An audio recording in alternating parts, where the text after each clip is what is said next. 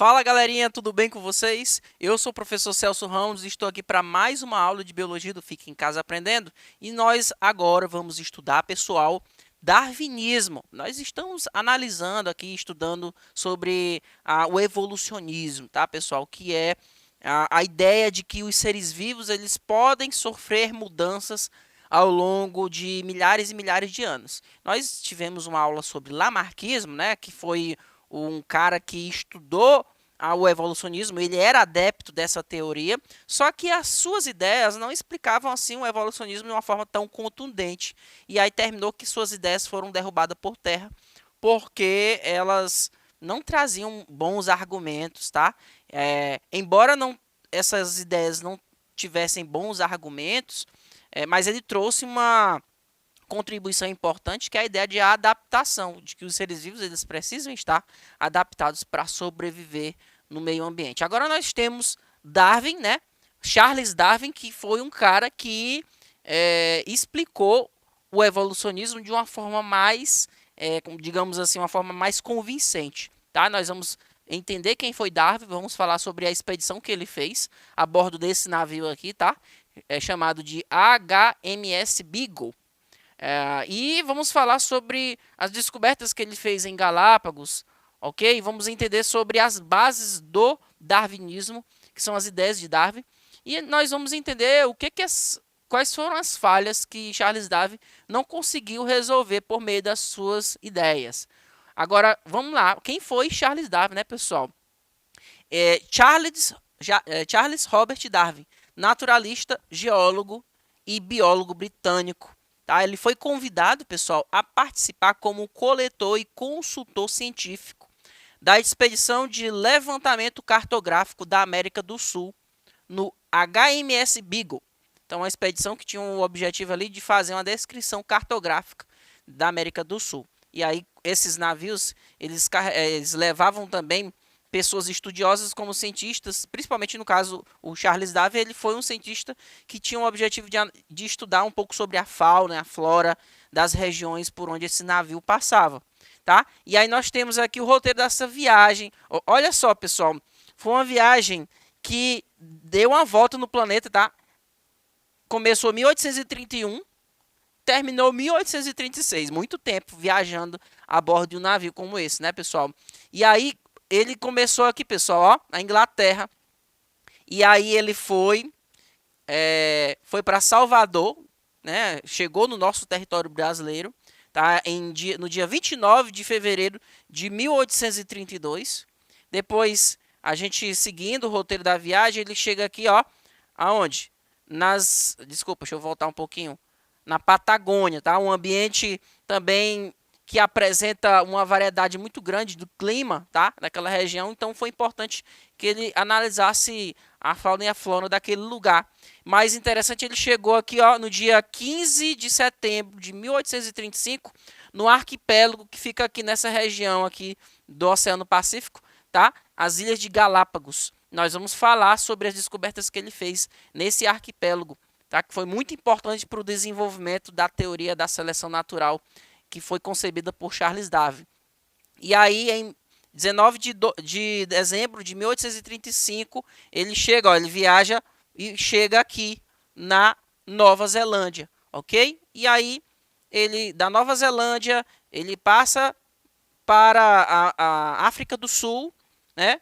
E aí, ó, volta de novo para Inglaterra, termina sua viagem nessa cidadezinha aqui que eu não sei pronunciar, mas foi no dia 2 de outubro de 1836, muito tempo viajando. Então, se ele passou tanto tempo, ele tinha muito tempo para pensar, para formular suas ideias, analisar os fatos, né? O método científico, ele tem esse espaço muito importante, que é analisar os fatos, né, e tentar formular hipóteses. Essas hipóteses que ele levantou ajudou ele a formular sua teoria ali sobre o evolucionismo, ok? Agora é importante explicar para vocês que nessa viagem, eu vou voltar um pouco aqui, ó, nessa viagem ele chegou aqui nas Ilhas de Galápagos no dia 15 de setembro de 1835. Esse arquipélago, eu vou voltar aqui para a imagem do arquipélago, tá? Ele fica ali isolado ali né, cada uma dessas ilhas desse arquipélago, né, apresentava um tipo particular de fauna e flora.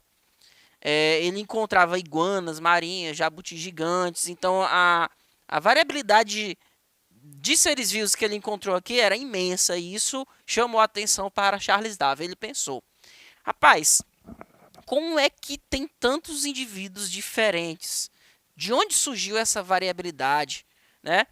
É, cada uma dessas ilhas apresentava aí um tipo particular de fauna e flora. Embora, veja só, nesse arquipélago eu tenho ilhas muito próximas, mas veja, são ilhas próximas, mas embora sejam próximas, eu tenho indivíduos muito diferentes.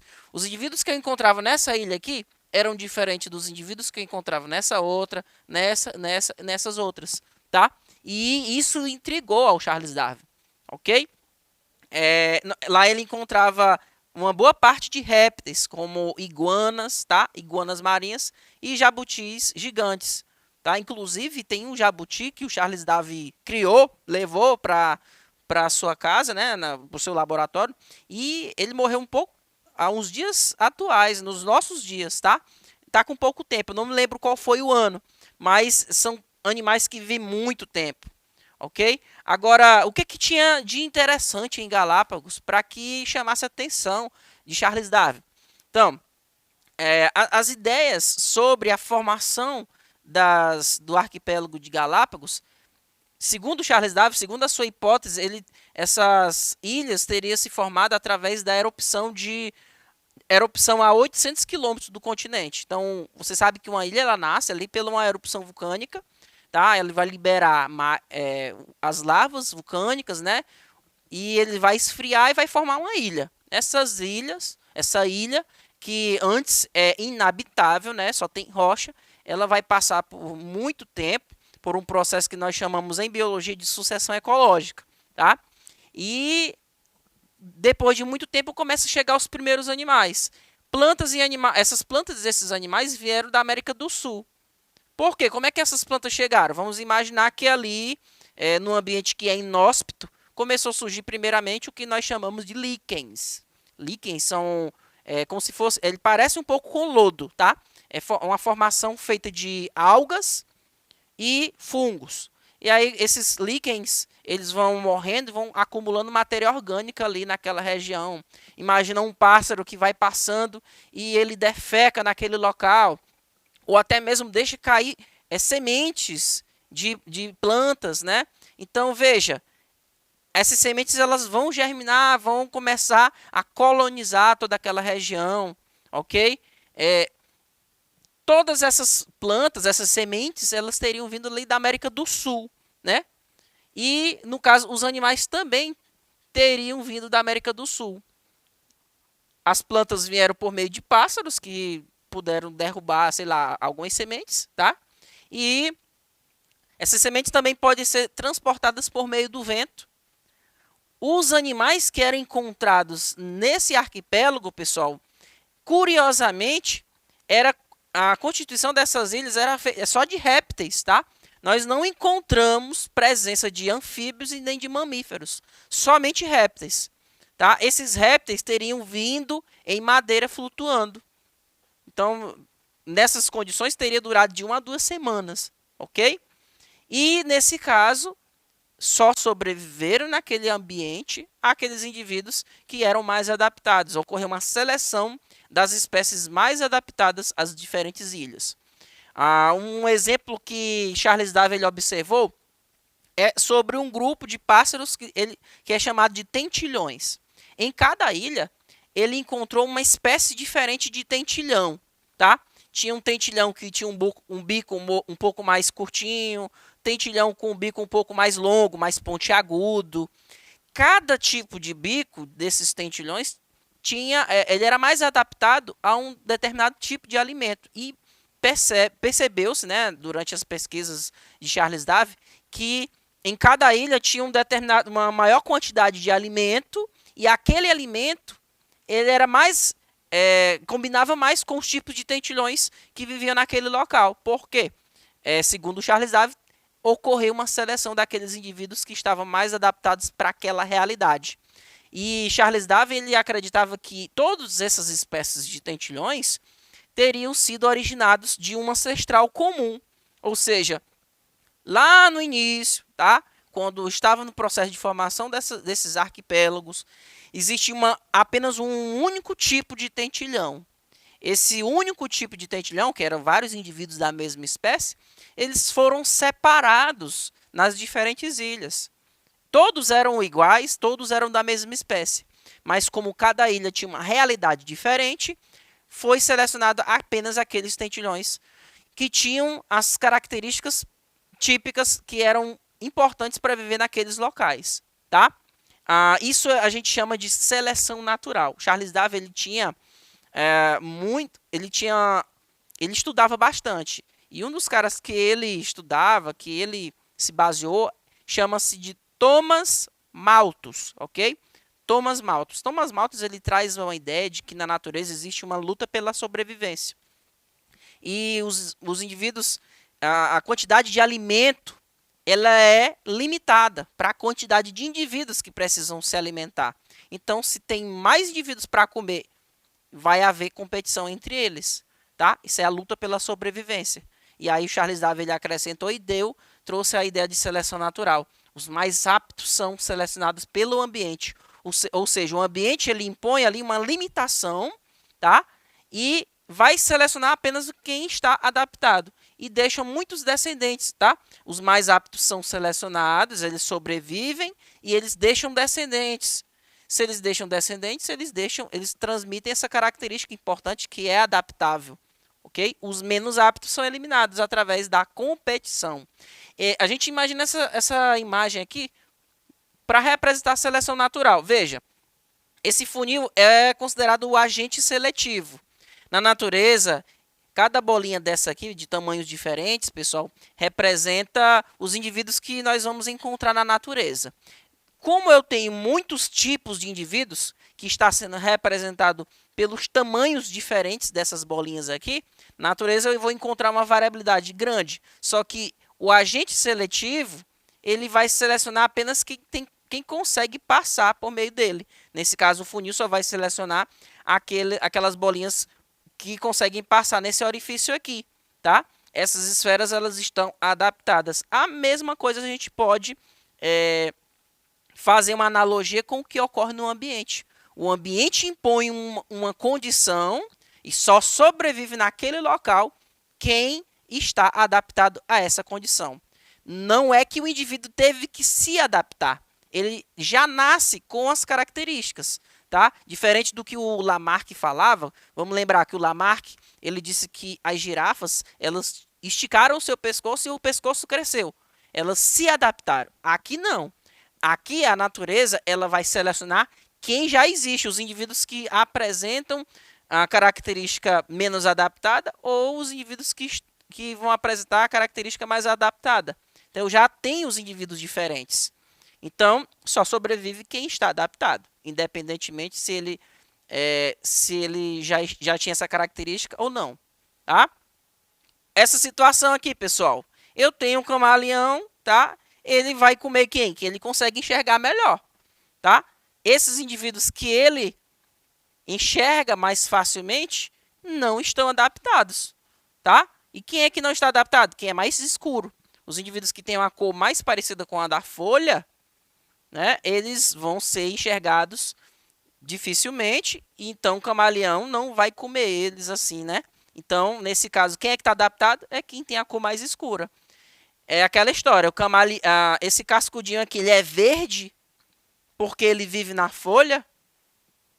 Ou ele vive na folha porque ele é verde, tá? Na verdade, ele vive na folha porque ele quer se alimentar da folha e ele é verde também. E ajuda na sua proteção, para que ele se esconda, né? Então, aqui é um exemplo de seleção natural, pessoal.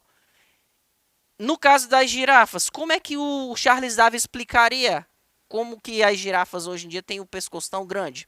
O Lamarck explicou que as girafas esticaram seu pescoço muito e elas cresceram o pescoço. A lei do uso e desuso. Aqui não. Charles Darwin disse o seguinte, olha, existiam girafas com tamanhos de pescoço diferentes. Girafa de pescoço intermediário, girafa de pescoço longo. e girafa com o pescoço um pouquinho mais curto, tá? Aconteceu um determinado período ali da história, pode acontecer uma grande seca, né? Uma situação em que as plantas de baixa estatura teriam acabado, teriam secado, morrido. Então só ficaram as árvores de grande porte. Isso foi o que? Isso é um agente seletivo da natureza. O ambiente impôs uma condição. Só vai conseguir sobreviver quem conseguir alcançar a folhagem. Então, o que aconteceu? Aquelas girafas que tinham pescoço curto, consequentemente, acabaram morrendo. Então, essa característica dela de ter o pescoço curto não pôde ser transmitida para os descendentes. Então, nas próximas gerações, a tendência é que os descendentes que vão nascer, eles não tenham mais o pescoço curto. Por quê? Só quem vai conseguir sobreviver é quem tem o pescoço longo. Isso é a ideia de seleção natural, pessoal. É um fenômeno observado em regiões... aliás, vou falar um pouco agora para vocês sobre o melanismo industrial, tá? Esse melanismo industrial, como nós vamos ler aqui, é um fenômeno observado em regiões altamente industrializadas, tá? É caracterizado pelo aumento na frequência gênica de indivíduos com coloração escura. Por isso, o termo melanismo. Um exemplo clássico de melanismo industrial é o da mariposa Biston betularia, que é o nome científico, tá? Em regiões industrializadas da Inglaterra. Vamos ver essa situação aqui. Veja, antes da industrialização, eu tinha mais mariposas que tinham a coloração um pouco mais clarinha, tá? Com o processo de industrialização, a foligem das fumaças acabaram escurecendo o ambiente. Então, aquelas que tinham a coloração mais clarinha, tá? Elas foram facilmente vistas e elas morriam porque os predadores encontravam elas mais facilmente, né? Então, a frequência de mariposas com a coloração um pouco mais escura foi maior depois do processo de industrialização. Isso aqui é um exemplo claro também de seleção natural, tá? Agora, as ideias de Darwin, elas apresentam algumas lacunas. Ele não consegue explicar, por exemplo, tá? De onde é que vêm essas variações individuais? Ou seja, por que os indivíduos são diferentes, até mesmo dentro da própria espécie? Eu olho para essa imagem e eu vejo pessoas, todos são da mesma espécie, são da espécie humana. Mas ninguém é igual a ninguém aqui, a não ser que sejam gêmeos. Mas até mesmo os gêmeos apresentam algumas diferenças entre si. Essas variações, de onde é que elas vêm? Ele não sabia explicar isso, tá? Então, não soube explicar a origem das variações individuais numa população e o modo de transmissão dessas características aos descendentes. Ou seja, como é que essas características genéticas são passadas para a descendência? Charles Darwin não soube explicar isso porque o mecanismo de herança genética ainda não tinha sido elucidado. O mecanismo da herança genética foi analisado e estudado por um outro estudioso conhecido como Gregor Mendel, tá? Agora, outra falha também é a questão da ausência de fósseis de transição. O Charles Darwin, ele disse o seguinte, olha, todos os seres vivos são originados de um ancestral comum. Ou seja, vamos imaginar aqui os mamíferos. Esses mamíferos, eles são considerados parentes, são considerados parentes próximos porque eles compartilham muitas características em comum. E por compartilharem muitas características em comum, uma delas é o caso da presença da glândula mamária, né? Então, por compartilhar essas características em comum, eles têm um parentesco e, consequentemente, teriam sido originados de um ancestral comum.